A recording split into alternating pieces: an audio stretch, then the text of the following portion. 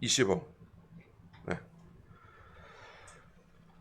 그때에 예수님께서 응답하여 이르시되 오 하늘과 땅의 주이신 아버지여 내가 아버지께 감사드리나이다. 이는 아버지께서 이것들을 지혜롭고 분별 있는 자들에게는 숨기시고 아기들에게는 들려내셨기 때문이다. 마태복음 11장 말씀인데요. 우리 신약 성경에서 이 감사가 가장 먼저 나오는 구절이 이 11장 25절입니다. 마태복음. 감사. 그런데 그 감사가 좋을 때 나오는 감사라면 우리가 세상 사람들이 감사하는 것과 똑같을 겁니다. 근데 우리 예수님의 그 감사가 잘 풀리지 않을 때, 일이 잘 풀리지 않을 때 나온 감사였습니다. 마태복음 11장 내용을 한번 봅시다. 하나님께서 보내주신 주의 길을 예비하러 온 사람이 처음에 등장하는데, 자, 우리 주님의 길을 예비한 그 사람 이름이 무엇이었을까요? 침례자 요한이었습니다. 그렇습니다. 헤롯 왕이 불륜을 저질렀잖아요. 근데 요한이 그것이 죄다라고 지적을 했어요. 헤롯은 자신의 죄악이 드러났고 이제 그가 어떤 결정을 했을까? 여러분 살펴보시면 마치 요나가 니느웨의 죄악을 지적했을 때 그들은 그 니느웨 왕은 어떻게 했습니까? 완전히 회개했습니다. 근데 이 헤롯 왕은 그렇지 않았어요. 반대로 그는 더 완고하게 행동했습니다. 옳은 말을 하고 진리를 전하는 그리고 진정 그 헤롯과 이스라엘을 사랑한 이 요한을 그가 구속시켰어요. 자신의 죄악을 정당한 이 헤롯이었습니다. 백성들이 잘못되는 것을 윗선에서 막아주고 정말 그 깨끗하게 유지해야 하는 것이 이 왕의 자리인데 그는 더러운 물을 아래로 흘려보내고 있었어요. 반면에 침례자 요한은 악에 맞서서 하나님의 선하심, 이것이 이스라엘 안에 퍼져나가도록 그는 항상 영적인 분위기를 조성했습니다. 그는 로마의 통치 아래서 정말 혼란했던 그 사회 아닙니까? 그 유대 사회였습니다. 거기서 하나님의 법과 질서가 잘 고수되도록 그는 도와주고 있었어요. 사람들의 맑은 정신이 되도록 하나님의 거룩하고 정결한 말씀으로 그는 가르치고 있었습니다. 사회가 이런 혼란한 틈을 타서 정말 악이 만연할 수 있는데, 자, 그때 유대인들을 회개의 장으로 인도했던 겁니다. 심지어 그는 군인들이 받는 연봉, 그 봉급 이상으로 그들이 얻지 말라고 할 정도로 아주 세심하게 건드리면서 주님의 말씀을 선포했던 겁니다. 곧 오실 주 메시아를 유대인들이 받아들일 수 있도록 그는 주의 길을 잘 예비하고 있었습니다. 자, 그런데 요한의 생각에 뭔가 하나가 들어왔어요. 그분이 오셨는데, 그 메시아께서 오셨는데 왜 자신은 지금 감옥에 잡혀 들어가게 되었는가? 자, 이런 마음이 요한에게서 생겨났습니다. 그리고 그는 실족하고 말았어요. 그래서 자신의 제자 두 사람을 예수님께 보냅니다. 자, 2절과 3절에 이렇게 되어 있어요. 자, 왜 보냈을까? 요한이 예수님께 왜 그 두 제자를 보냈을까요? 2절에 이제 요한이 그리스도께서 하신 일들을 감옥에서 듣고 자기 제자들 중에 두 사람을 보내어 그분께 이르되 선생님이 오실 그분이시니까 아니면 우리가 다른 일을 기다리리까 하더라. 유대인들이 그동안 기다린 그 메시아가 바로 선생님이십니까? 라고 했던 거예요. 자, 우리는 주님을 섬기면서 힘든 상황을 겪습니다. 반드시 겪습니다. 주님의 뜻대로 살면 고난이 온다고 했습니다. 근데 그 고난으로 인해서 실족한다면 우리는 감사를 잃어버리게 될 거예요. 그 고난 속에서 주님이 함께 계심을 인정하지 않기 때문입니다. 하나님의 활동의 그 역사가 있는데도 불구하고 그것에 의심을 갖고 의욕을 갖게 되기 때문에 감사가 사라지는 거예요. 자, 심지어 예수님께서 행하신 기적을 요한도 들었습니다. 그것을 부정할 수 없는 건데도 불구하고 이것을 다시 듣기를 원했어요. 정말 그런 일이 벌어졌는가? 예수님은 요한이 실족했음을 그의 제자들이 전달한 질문을 들으시고 아셨어요. 그러면서 예수님이 이렇게 대답하십니다. 5절 말씀. 눈먼 자들이 자기들의 시력을 받고 다리 저는 자들이 걸으며 나병 환자들이 정결하게 되고 귀 먹은 자들이 들으며 죽은 자들이 일으켜 세워지고 가난한 자들에게 복음이 선포된다 하라. 6절입니다. 함께 읽겠습니다. 또 누구든지 나로 인하여 실족하지 아니할 자는 복이 있도다 하라 하시더라. 하나님의 예언자 이 요한은 예수님 바로 앞에서 그분의 길을 예비한 정말 귀한 사람 아니었습니까? 하나님께서 귀하게 쓰셨어요. 그런데 그 역시도 하늘과 땅의 주이신 아버지를 잠시 잊어버렸습니다. 자, 그러나 예수님은 침례자 요한이 자신으로 인해서 실족한 것 때문에 그를 비방하거나 공개적으로 징계하지 않았습니다. 잘못한 형제로 인해서 그의 제자들이나 예수님의 제자들이 또 잘못된 영향력을 받지 않도록 예수님은 신경 쓰셨어요. 그래서 모두가 하늘과 땅의 주 아버지께 감사드리도록 인도하십니다. 자, 우리 7절부터 보게 되면 그분께서 요한을 예언자 이상으로 칭찬하셨어요. 자신의 전령으로 인정하셨습니다. 자신의 길을 예비하는 사람이면서 심지어 여자에게서 태어난 자들 중에 가장 큰 자라고 칭찬하셨어요. 침례자 요한은 하나님의 말씀을 있는 그대로 선포한 자였습니다. 마치 엘리야와 같은 담대한 일꾼이었어요. 폭력자들이 힘으로 빼앗으려고 한 그 하늘의 왕국에 대해 그는 바르게 가르치고 있었던, 다른 사람은 다 노해도 예스 할 수 있는, 바로 하나님 앞에서 하나님의 뜻 가운데서 예스 하는 그런 사람이었어. 자, 그럼에도 실족할 수 있는 여리고 약한 침례자 요한이지만 하나님은 그가 평생 동안 하나님의 뜻대로 살고 행한 것을 잊지 않으셨어요. 그분은 하늘과 땅의 주 아버지께 이 요한으로 인해서 감사드렸을 것임이 분명합니다. 계속 악으로 치닫는 이 세상에서 이 악함에 걸려들어 심지어 예수님으로 인해서 실족하는 그 성도들이 있습니다. 지금도 여전히 있습니다. 그들이 하늘과 땅의 주 아버지를 기억하고 돌아올 수 있도록, 그래서 감사를 회복할 수 있도록 우리 예수님은 이 장면을 보여주시는 것입니다. 주님의 진리를 고수하고 복음을 전하는 자들에게 핍박이 더 약해집니까? 아닙니다. 성경은 더 커지고 더 강해진다고 했어요. 그 반대하는 세력이 더 커지고 있습니다. 우리 표면적인 핍박도 지금 증가하고 있는 걸 볼 수 있습니다. 그러나 우리는 이것으로 인해서 실족해서는 안 됩니다. 오히려 하늘과 땅의 주인이신 아버지, 그 하나님 기억해야 됩니다. 그리고 그분께 감사드려야 돼요. 이제 예수님께서 이어서 말씀하십니다. 15절 말씀, 17절까지 말씀입니다. 15절, 들을 귀 있는 자는 들을지어다. 그러나 내가 이 세대를 어디에다 비할까? 이 세대는 시장에 앉아 자기 동료들을 부르는 동무들과 같으니 이르기를 우리가 너희를 향하여 피리를 불어도 너희가 춤추지 아니하였고 우리가 너희를 향하여 애곡하여도 너희가 애통하지 아니하였도다 하는도다. 자, 우리 침례자 요한에 이어서 곧이어 예수님께서 자기 백성에게 오셨지만 대부분의 유대인들이 예수님을 거부했습니다. 아주 차갑고 냉정하게 대했어요. 하나님의 뜻을 알고 있다고 하는 그 사람들이었어요. 그러나 복음이 전해지고 진리가 선포됨에도 그들은 자기들의 뜻대로 그냥 살아갑니다.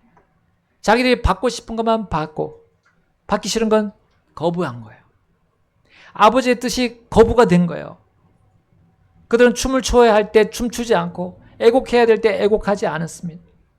자신들의 눈에 오른 대로 지냈던 그 사사시대처럼 완악하고 폐역하게 되어가는, 더 그렇게 되어가는 세대였습니다. 그러나 예수님은 이 가망 없는 세대 그 안에서 있다고 낙심하지 않으셨습니다. 실망하지 않으셨어요. 하늘과 땅의 주이신 아버지께 그분은 감사드리셨습니다. 왜냐하면 감사하게 되면 이 악한 세대를 경계할 수 있어요. 이 세대에 본받지 않을 수 있기 때문입니다. 자, 이 세대는 예수님 당시에, 우리 현재 이 세대는 예수님 당시의 세대와 다를 바가 없습니다. 자, 우리 여기 11장 18절 이렇게 되어 있습니다. 마태복음 11장 18절, 이는 요한이 와서 먹지도 아니하고 마시지도 아니하니 그들이 이르기를 그가 마귀 들렸다 하기 때문이라. 19절입니다. 인자가 와서 먹고 마시니 그들이 이르되 보라, 담식하는 자요 포도음료를 많이 마시는 자요 세리들과 죄인들의 친구로다 하는도다. 그러나 지혜는 자기 자녀들로 인하여 의롭게 되느니라 하시더라.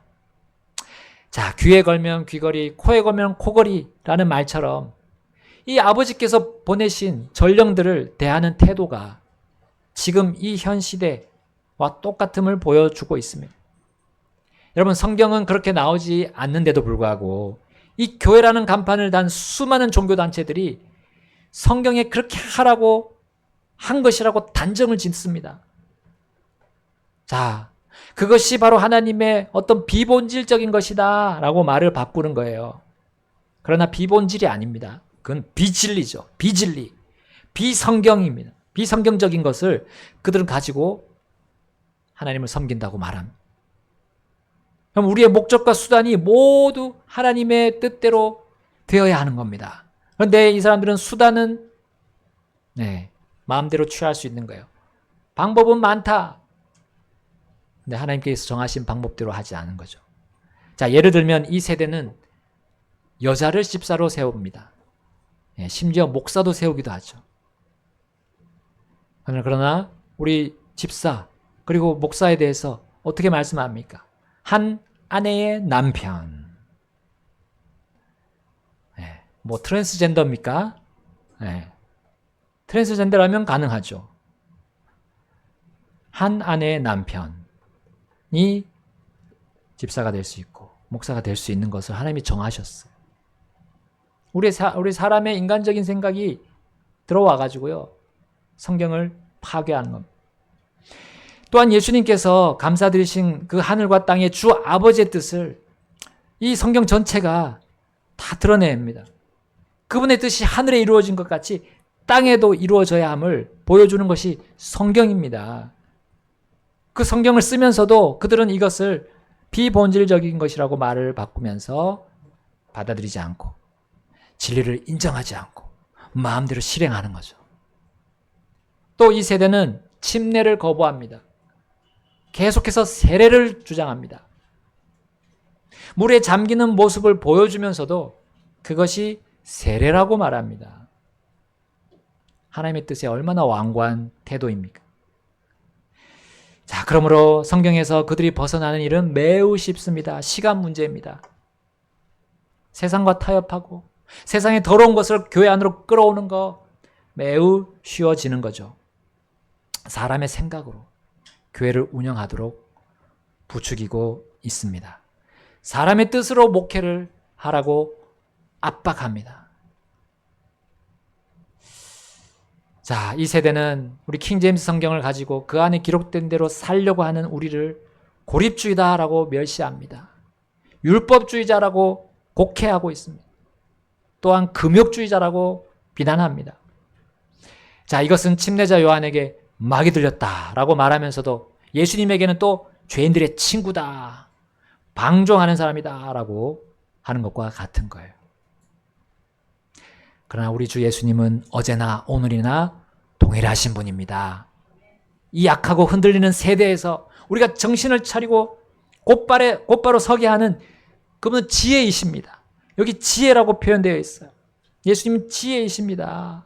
이 세대를 어리석게 살지 말고, 이 어리석은 세대와 함께 그렇게 살지 말고 아버지의 뜻 가운데서 지혜롭게 살 수 있도록 예수님께서 오늘 보여주시는 거예요. 그분은 이 세대를 이기는 지혜를 선사하심에 그때나 지금이나 동일하신 분입니다. 혼탁해지고 부패해져가는, 또 쓰러져가는 이 세대지만 그 속에서 그들과 함께 실족하지 않고 오히려 일어나도록 오늘 말씀해 주십니다. 지혜는 자기 자녀들로 인하여 의롭게 되느니라. 아까 그 말씀하셨죠? 지혜는 자기 자녀들로 의롭게 되리라. 19절 맨 마지막에 되어 있습니다. 여러분, 예수님께서 지혜이심으로 주님은 어리석은 이 세대로부터 악담을 들으시는 거예요. 당연한 겁니다. 그럼에도 하늘과 땅에 주이신 아버지께 감사드리지 않는 자녀는 바로 예수님의 의로움을 드러내는 거예요. 어둠의 활동들이 이렇게 지금 계속 증가하더라도 하늘과 땅에 주이신 아버지께 감사드리면 자, 그분의 빛이 그 어둠을 몰아내는 겁니다. 왜냐하면 주 아버지를 향한 감사 속에는 자, 그분의 권능의 활동을 믿는 그 믿음과 신뢰가 들어있기 때문이에요. 그냥 감사하는 것이 아닙니다. 우린 그냥 감사할 수 없어요. 바른 지식 가운데, 하나님에 대한 바른 지식 가운데 감사드리는데 그분의 권능과 활동이 지금 이 어두운 때 더 있다는 겁니다. 더 크게 드러날 수 있다는 거예요, 오히려. 자, 그래서 일반 사람들의 감사와 우리 성도들의 감사는 차원이 다른 겁니다. 차원이 다른 겁니다. 성도의 감사는 하늘과 땅을 만드신 아버지의 그 강력한 권능을 선포하는 것이기 때문이에요. 개인적인 감사, 사적인 감사를 넘어서 이 성도의 감사는 세상의 사람들과 모든 피조물을 향해서 하나님이 어떤 분이신지, 아버지가 어떤 분이신지 선포하는 겁니다. 우리 예수님의 아버지를 향한 감사, 이 감사는 놀라운 일을 하지 않았습니까? 예수님께서 무엇을 하셨습니까? 온갖 질병, 온갖 질환을 그 감사가 고치게 했어요. 마귀들을 내쫓게 했습니다. 오병이어로 남자만 5,000명을 먹였고요. 칠병이어로 남자만 4,000명을 먹이게 한 것이 하나님의 그 예수님의 감사 아닙니까? 아버지께 드린 감사의 기도 아니었습니까? 그분은 아버지께 감사함으로 몸과 혼과 영의 모든 문제들을 해결하셨습니다. 자, 그럼에도 하나님의 역사와 활동에 둔감하게 반응하는 자들에게 그분은 담대하게 꾸짖으셨어요. 꾸짖어서라도 그들이 회개할 수 있도록 기회를 주신 거예요.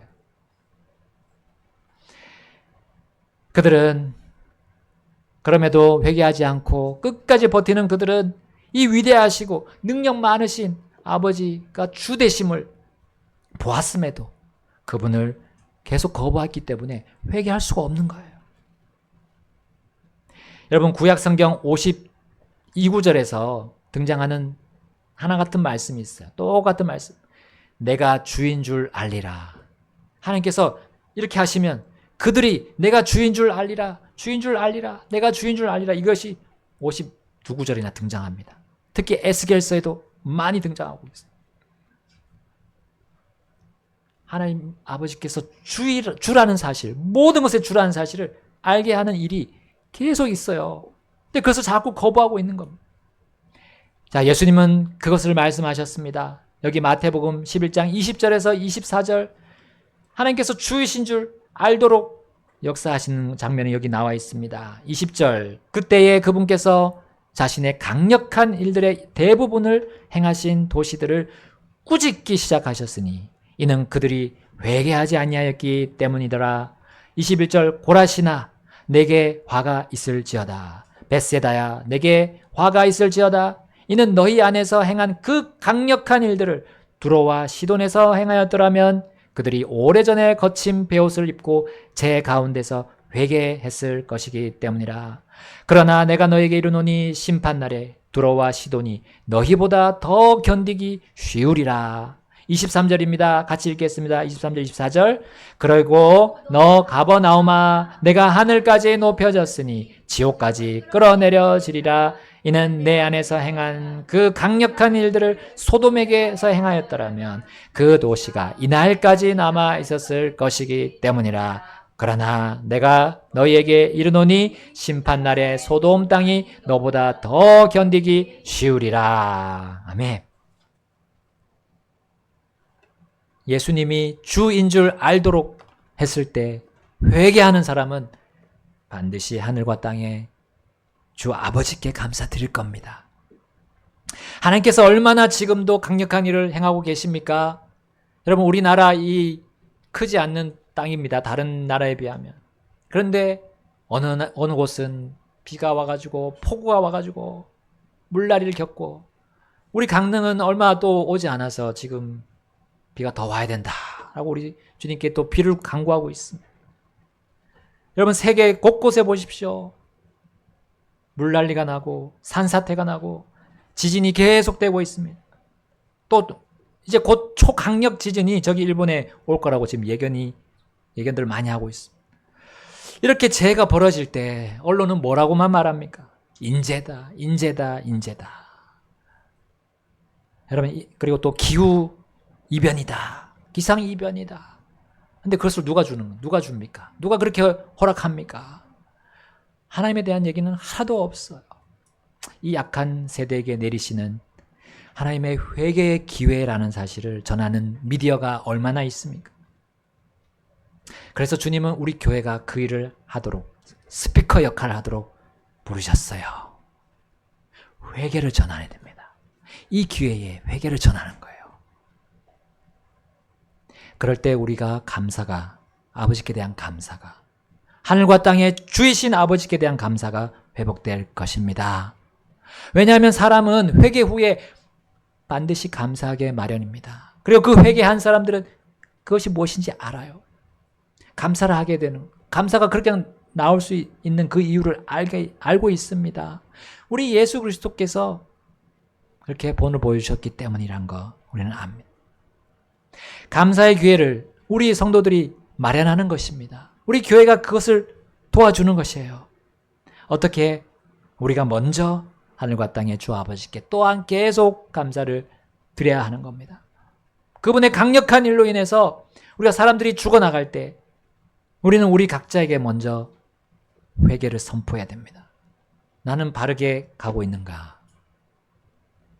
그리고 내가 바르게 가고 있지 않는 사람들 도와줄 수 있는가? 내 자신을 점검하는 거예요. 자, 그럴 때 우리는 먼저 아버지께 감사로 나아가야 합니다. 아버지께서 나를 어떻게 해주신 것을 기억해야 돼요. 내가 구원받았을 때 다시 돌아가서 봐야 됩니다. 그리고 그 구원이 얼마나 값지다는 걸, 우리 주 예수님이 얼마나 희생을 하셨는지 다시금 돌아가 봐야 돼요. 왜 하나님께서 여기 마태복음, 마가복음, 누가복음, 요한복음 4번에 걸쳐서 예수님의 생애를 보여주셨을까요? 어려움 중에도, 예수님처럼 어려움을 당한 중에도 감사하라는 거 아닙니까? 그분을 기억하면서, 나에게 해주신 것들을 기억하면서 감사란 말씀입니다. 예수님 주위에 일어나는 현상들을 한번 보십시오. 자신을 따르는 자들은 소수였습니다. 반대하는 자들이 훨씬 더 많았습니다. 그런데 주님의 길을 예비한 이 침례자 요한조차도 예수님 자신으로 인해서 실족했다는 거 보셨어요. 하늘과 땅의 주인이신 아버지와 동일하신 예수님을, 자, 그 예수님을 따르는 소수들이 그분을 좀 시원하게 해주었습니까? 때때로 그렇게 해드리지 못했습니다. 자, 예수님께서 세우신 12제자를 보십시오. 신실하게 예수님 따라왔습니까? 아니었습니다. 베드로, 야고보, 요한, 이 어부에 있었던, 어부직을 했던, 고기 잡았던 이 사람들, 무슨 이유인지 모르지만 처음 부름받고 따르다가 또 옛 생활로 돌아갔어요. 그래서 예수님 다시 가서 그들 한 번 더 부르셔야 했습니다. 자, 또한 그 12제자 중 한 사람은 도둑이었습니다. 도둑. 예수님 믿는 척 하면서 제자들 틈으로 들어와서 뒷돈을 챙깁니다. 가룟 사람 유다였죠. 자, 이러한 소수 가운데 예수님은 더 많은 다수의 당시 유대 사람들, 그 유대 사회를 주름 잡는 세력들과 맞서 싸우셔야 됩니다. 했습니다. 바로 바리새인들과 사두개인들이었죠. 종교적인 지도자들이면서 정치 지도자들이었어요. 자, 이 두 무리는 서로 대적했어요. 적대적인 관계였습니다. 예수님에 대해서는 그러나 하나가 됩니다. 예수님께서 자신들과 다르게 진실하게 아버지의 뜻대로 살고 전했기 때문에 그들에게는 다 똑같이 공의 위협을 느낀 거죠. 자, 이제 이들은 살기를 드러내면서 예수님 죽이기로 하나로 뭉칩니다. 그러나 예수님은 오히려 그러한 가운데 하늘과 땅의 주이신 아버지께 감사드리셨어요. 25절 말씀 읽겠습니다. 25절, 26절 제가 먼저 읽겠습니다. 그때에 예수님께서 응답하여 이르시되 오 하늘과 땅의 주이신 아버지여 내가 아버지께 감사드리나이다. 이는 아버지께서 이것들을 지혜롭고 분별 있는 자들에게는 숨기시고 아기들에게는 드러내셨기 때문이니이다. 26절 함께 읽겠습니다. 아버지여 정녕 그러하니이다. 이는 그리하심이 아버지께서 보시기에 좋았기 때문이니이다. 아멘. 예수님은 그렇게 내외적으로 어려움 속에 있었음에도 어떻게 감사드릴 수 있으셨습니까? 네, 여기 나온 것처럼 지혜로운 자들 또 분별 있는 자들에게는 아버지께서 그 뜻을 숨기셨다. 그 때문이고요. 반면에 아기들에게는 그분의 뜻을 드러내셨기 때문이다. 이것을 아버지께서 보시기 좋았기 때문에 예수님은 감사드리셨습니다. 예수님의 감사의 이유는 자신의 개인적인 뜻이 아니었습니다. 오직 아버지의 뜻이 이루어지는 것이었어요. 그 주위에서 그분을 힘들고 어렵게 만드는 존재들이 그분에게 영향력을 미치지 못한 이유가 이겁니다. 내 뜻, 그들이 또 나의 뜻을 가지고 유혹을 해서 자신들에게로 이끌려 했지만 예수님은 아버지 뜻만 생각한 거예요. 그러니까 코드가 안 맞죠. 끌려갈 필요가 없게 되는 겁니다. 그러니까 그것이 예수님 그거 자체도 감사할 이유가 된 거예요. 예수님은 그들 가운데 사시면서 얼마나 또 고뇌가 심하셨을까요? 그렇다고 고뇌가 없으신 건 아니었습니다. 사람의 아들, 인자 아니십니까? 사람의 그 연약함을 또 다 받으셨어요. 그러나 그분의 그 고뇌가 아버지의 뜻을 이루는 것으로 중화되었다는 걸 우리 보여주십니다. 하늘과 땅의 주이신 아버지는 회개의 기회를 이 땅에 있는 모든 사람들에게 차별 없이 주신다는 거 예수님 잘 아시고 그것에 감사했습니다. 그러나 자신들이 아버지를 잘 알고 있다고 하면서 분별력이 있고 지혜롭다고 생각하는 그자들에게는 그 아버지의 뜻이 숨겨졌어요. 기뻐하셨습니다. 네. 예수님께서 원수 안 갚으셔도 되는 거예요. 아버지께서 이미 갚으신 거나 다름없습니다. 왜냐하면 그것을 깨닫지 못하는 사람들은 다 멸망하기 때문입니다. 그러나 어린아이와 같이 아버지 뜻을 순수하게 받아들이는 나 모릅니다. 하나님 저 좀 가르쳐 주세요 하고 나오는 사람들은 깨닫게 하신 거예요. 그 일로 인해서 예수님은 감사드렸습니다. 자, 바로 예수님 자신이 그 아버지께로 회개한 사람들을 이끌 수 있는 단 한 분이셨어요. 그분이 길이요 진리요 생명이시기 때문입니다. 그것을 이 예수님 아들에게 다 주셨어요. 그 권능을 주신 거예요.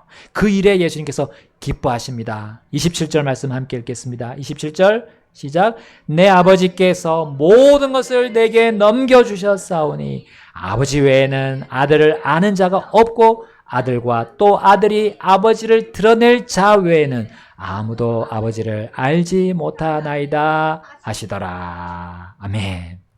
하늘과 땅의 주께서 자신의 아들을 유일한 구주로 정하신 거예요. 유일한 구주뿐만 아니라요, 그분을 믿는 모든 사람들을 하나님께로 인도하실 뿐만 아니라 성화시켜 주시고 하나님의 놀라운 그 자리로 이끄시는 분으로 세우신 겁니다. 예수님은 이 일로 인해서 아버지께 감사드렸던 겁니다. 자신의 주위에 무슨 악한 일, 나쁜 일, 위협하는 일, 조롱하는 일이 벌어질지라도 그분은 이렇게 강력하시고 위대하시며 뛰어난 아버지를 믿고 신뢰했다는 거, 그것에 감사드릴 수 있었던 거예요. 자, 그러므로 우리는 예수님께서 사역하실 때 이런 삶의 패턴을 가지셨다는 거 우리 복음서에서 찾아볼 수 있습니다. 바로 그분께서 강력한 사역을 하신 이후에 어떻게 하셨나요? 홀로 무엇을 하셨어요? 홀로 따로 떨어져서 기도하셨어요. 그렇습니다. 예수님은 하나님의 위대한 일을 마치고 항상 혼자서 산으로 가셔서 기도하셨습니다. 거기에서 아버지께 감사드리는 그 혼자만의 시간을 가지셨어요. 이 그들과 계속 같이 지내게 되면 그들의 옥신각신하는 가운데 그들의 뜻을 구하는 것을 계속 들으셔야 했어요. 그리고 그것에 대해서 물론 가르쳐 주시고 답해 주시기도 하셨지만 때로는 그들로부터 완전히 떠나서 그분은 쉬셔야 했어요. 그 쉼은 그냥 자는 것이 아닙니다. 하나님 아버지께 감사드리는 거였어요. 성도의 감사는 성도의 영과 혼과 몸의 휴식입니다. 우리가 감사드릴 때 우리가 휴식하는 거예요. 바로 예수님께서 그러한 본을 보여주신 겁니다. 우리가 기도를 감사로 시작하는 이유가 바로 여기에 있습니다. 우리가 하나님께 기도드릴 때, 간구드릴 때, 간청할 때 늘 감사로 시작하잖아요. 그냥 패턴으로 생각하면 안 됩니다. 쉬는 거예요. 주님과 함께 내가 쉼을 가지는 겁니다. 참 말도 많고 시끄러운 이 세상 속에 살아가는 우리 아닙니까? 어디서 휴식을 우리 얻습니까? 사람들과 계속 부딪히고 너무나 힘들 때가 있습니다. 근데 우리가 계속 그럴 필요가 없어요. 한 발자국 떼어서 우리 조용한 시간 가져야 됩니다. 바로 하늘과 땅에 주신 아버지께 감사드리는 시간을 가져야 돼요. 감사하면서 드리는 그 기도에는 미사 여구가 필요 없습니다. 정황한 이야기가 필요할 필요가 없어요. 다만 아버지께서 이루신 일들을 기억하고 생각하면서 그 기억하면 감사드리고 또 하나 기억하면 감사드리고 내게 주신 복을 또 세워보면서 감사드리는 거예요. 그분의 뜻이 또한 나를 통해서 이루어진 것을 통해서 감사드림 되는 겁니다.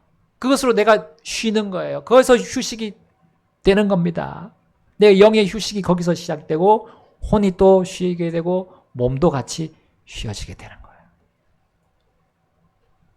이게 감사가 우리의 생각을 바꾸는 겁니다. 감사가 우리의 생활을 패턴을 조정해 주고요. 하나님과 함께 갈 수 있도록 도와주는 겁니다. 내가 이루고자 하는 그 정욕이 있다면 그것을 또 그 기도하는 가운데 감사하는 기도 가운데 바꿔주실 거예요. 내 욕심이 되지 않도록 내 욕심이 이루어지지 않도록 하나님께서는 인도하실 겁니다.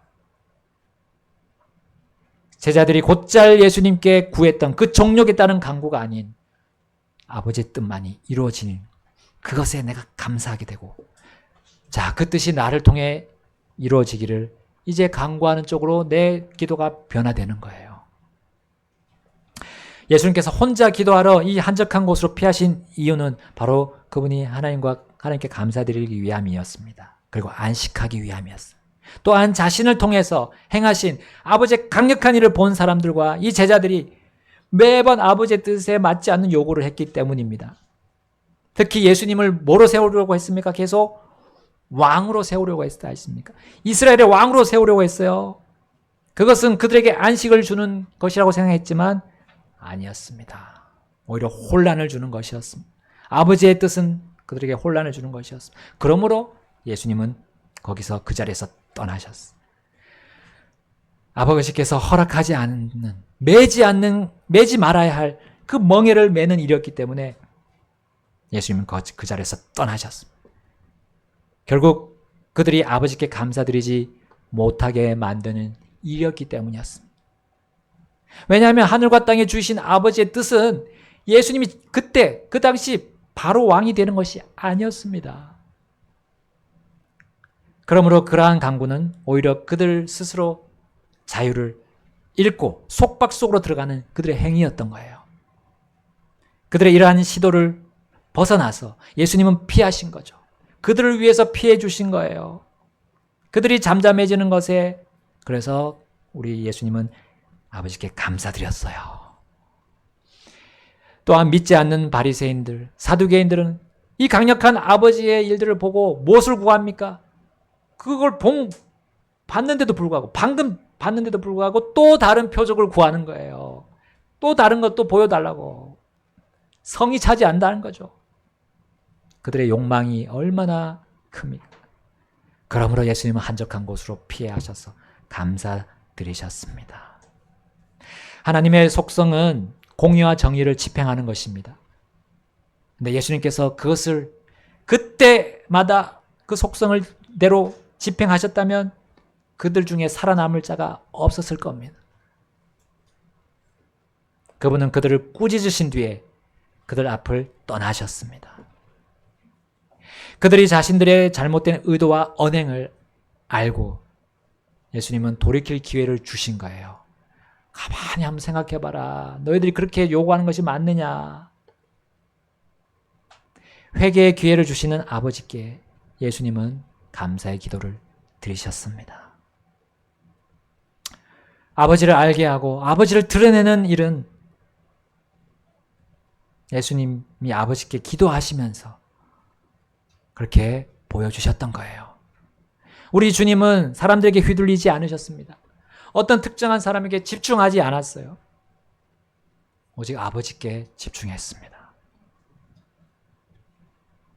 오늘 본문 7절을 한번 보십시오. 앞에 우리 아까 잠깐 읽었던 7절 함께 읽어보겠습니다. 7절 시작. 또 그들이 떠난 후에 예수님께서 요한에 대하여 무리들에게 이르기 시작하시니 너희가 무엇을 보려고 광야로 나갔더냐?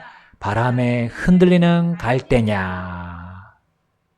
우리 사람은 흔들리는 갈대라고 부르잖아요. 여러분, 우리나라의 권력자들도 똑같습니다. 사람입니다. 흔들리는 갈대입니다. 그러나 한 사람, 한 분은 흔들리지 않습니다. 바로 우리 주 예수 그리스도십니다. 하늘과 땅의 주이신 아버지께 감사드린 그분이십니다. 그분은 사람들에게 흔들리지 않으셨습니다. 침례자 요한도 계속 그러지는 못했지만 그러했습니다. 거의 그렇게 삶을 살았어요. 그는 사람이었지만 예수님과 함께 예수님의 또 길을 예비했기 때문에 그렇게 할 수 있었어요. 흔들리는 갈대가 예수님과 함께 했을 때는 흔들리는 갈대가 아닙니다. 왜냐하면 예수님이란 반석 위에 든든하게 서 있기 때문입니다. 그리고 아버지께 감사드리는 삶을 거의 살았어요. 침례자 요한. 육신이 기뻐하는 대로 자신을 내어주면 우리는 흔들릴 것입니다. 누구든지 실족할 것입니다. 그러나 예수님의 본을 따르면 흔들리지 않습니다. 그리고 안식하게 될 겁니다. 감사하면서요. 마태복음 11장 28절 30절 보고 마치겠습니다. 28절부터 30절 다 같이 읽겠습니다. 자, 함께 읽겠습니다. 수고하고 무거운 짐을 진 너희 모든 자들아 내게로 오라. 그리하면 내가 너희에게 안식을 주리라. 나는 마음이 온유하고 겸손함으로 내 멍에를 너희 위에 메고 내게 배우라. 그리하면 너희가 너희 혼의 안식을 찾으리라. 이는 내 멍에는 쉽고 내 짐은 가볍기 때문이라 하시더라. 아멘. 예수님 수고하셨죠. 무거운 짐도 지셨습니다. 그러나 그것들을 쉽고 가볍게 메셨습니다. 왜요? 하늘과 땅의 주이신 아버지께 감사드리셨기 때문에. 감사가 이러한 놀라운 권능을 갖고 있습니다. 어떤 악조건에서도 우리 예수님 아버지께 감사드리셨습니다. 그리고 그분을 따르는 우리를 이렇게 초청하실 수 있는 거죠. 내게로 오라. 와서 너희 혼의 안식을 얻으라. 찾으라. 여러분 이제 어떻게 할 것입니까? 우리 피아노 반주 나올 때 결단하시겠습니다. 우리의 생활에 감사를 잃었다면 지금 내가 다른 생각 속에 몰입되어 있는 것입니다. 그 생각이 무엇입니까? 나에게 영적으로 힘을 주는 것입니까? 나의 혼에 힘을 줍니까? 나의 몸에 힘을 줍니까? 그렇지 않다면 지금 하나님의 뜻, 아버지의 뜻 가운데서 벗어나고 있다는 뜻입니다. 우리가 지금 이런 여러 가지 우리 각자의 고통이 있습니다. 고난이 있습니다. 그 중에 우리가 해야 될 거는 아버지께로 가서 그분이 나에게 해주신 것들을 생각하는 겁니다. 하나님께서 나에게 이루신 것들을 생각하는 겁니다. 그리고 감사드리는 것입니다. 감사드려. 그렇다면 우리의 생각이 바뀌실 겁니다. 나의 삶의 패턴이 조정이 될 것입니다. 사람을 보면 안 되겠습니다. 사람을 보면 만족감이 없습니다. 오로지 우리 주, 우리를 영원히 붙잡고 계시겠다고 약속하신, 우리의 생명을 끝까지 붙잡겠다고 약속하신 하나님 아버지께 우리 마음을 두시기를 간절히 바라면서 우리 오늘 주님께서 말씀 주셨다고 믿습니다. 이 시간 결단하겠습니다. 우리 함께 나가셔서 아버지께 감사 기도하겠습니다.